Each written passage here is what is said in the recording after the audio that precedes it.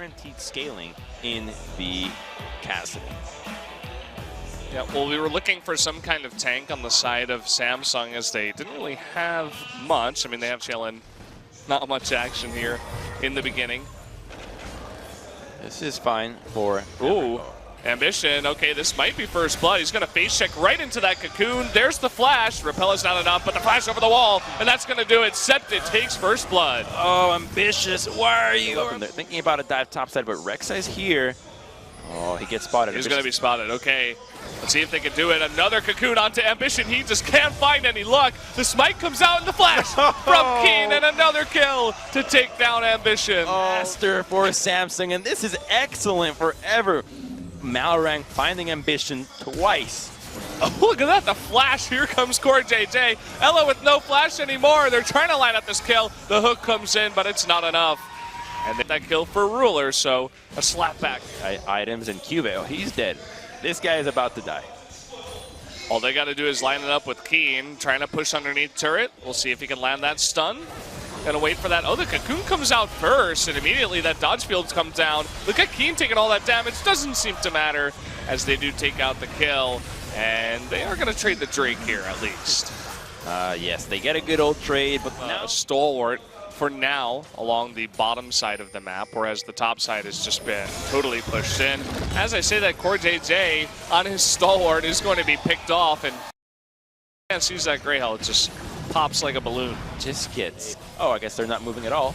Go ahead and start it. You could have the slowest Baron composition, but if you're uncontested, it's no big deal. But they are going to fight for this tier 1 as Elise and Cassie are coming to River.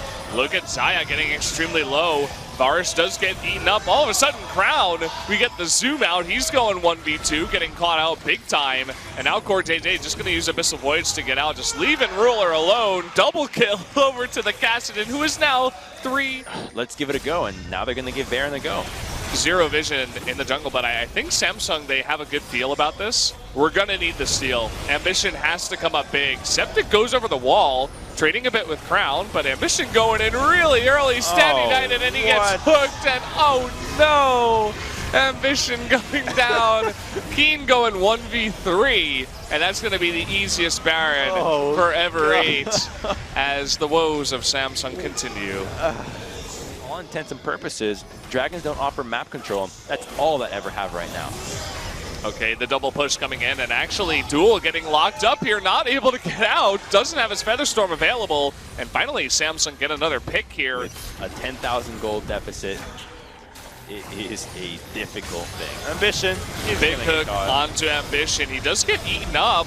And look at Kane actually in the front taking a ton of damage, but Septed is the scary one. Can they burst him down? The answer is yes. They get one pick. Now Keen trying to go 1v4. Can they get another one? Zaya able to lock up a lot of members. He's coming into with a base. They're trying to run back as fast as possible. Septed already getting to work onto that inhibitor. Will they commit?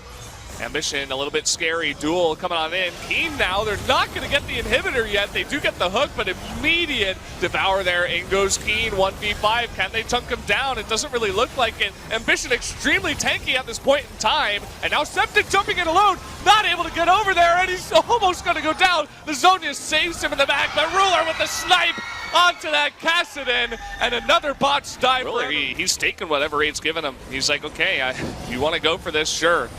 And now taking out Septed, he was the most fed guy on that lineup. They're very comfortable to go for this Baron. Oh, this is a freebie. They didn't even put themselves in that position to give it away. Oh my God, if Samsung wins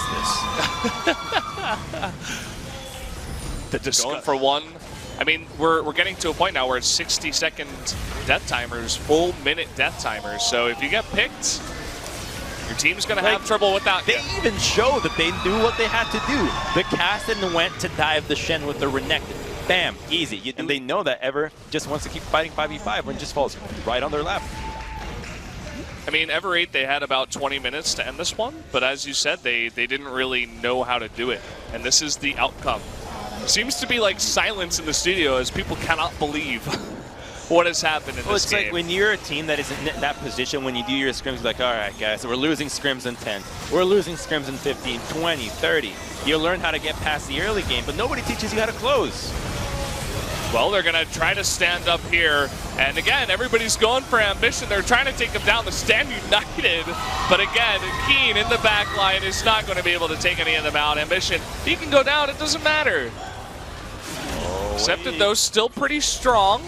Looking to slow, at least. With that Force Pulse coming on in. Cube does miss that taunt onto anyone. Ella, though, does get caught in the back, and that will be it for Duel as well, as there is no more security. Septed now 1v4. Can he get the taunt?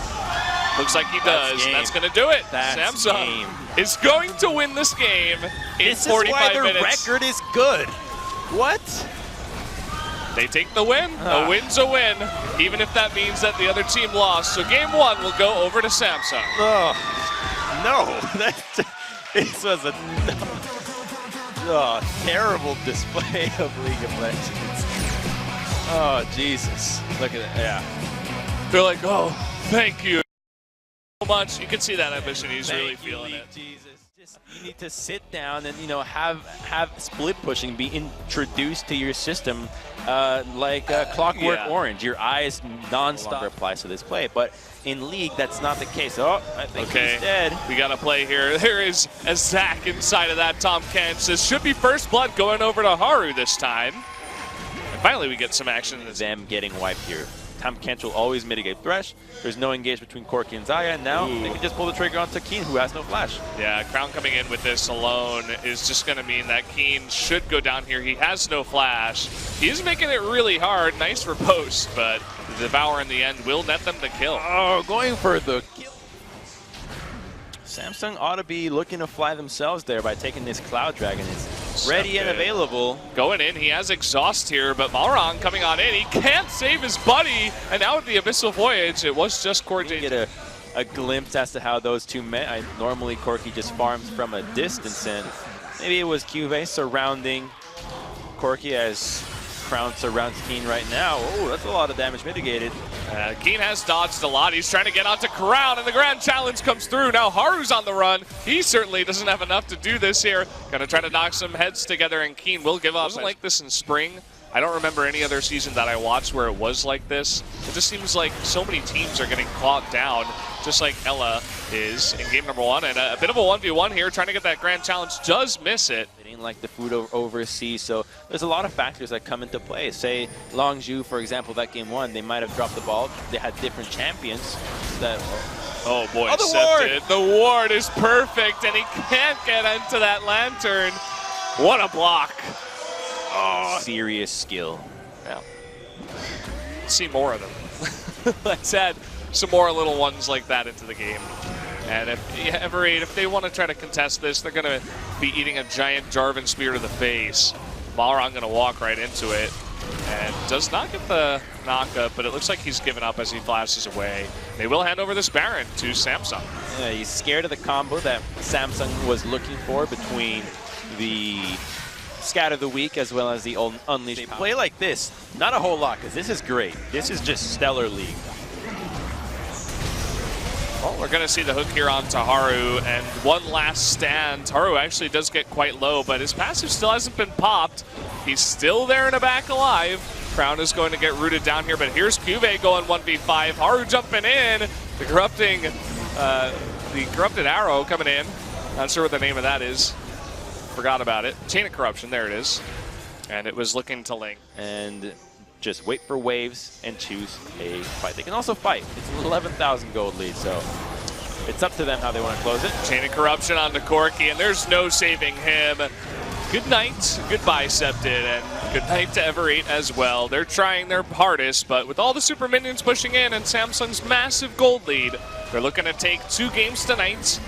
However hard it was to win that game number one. They're going to get another last kill onto the Xayah and take out the Nexus. That's going to do it. The 2-0 to Samsung Galaxy. 2 kills in the turret to the side of Ever, but this was practically a perfect game from Samsung. This was beautiful to see and exactly what we needed to see from them in game one. And maybe it was Haru and Ambition that possibly was struggling with the team. We don't know. It could be the game one jitters after coming back, but this is the Samsung that we wanted to see. And sure, they take out the 9th place team, but in the fashion that they did is always an indication of a team.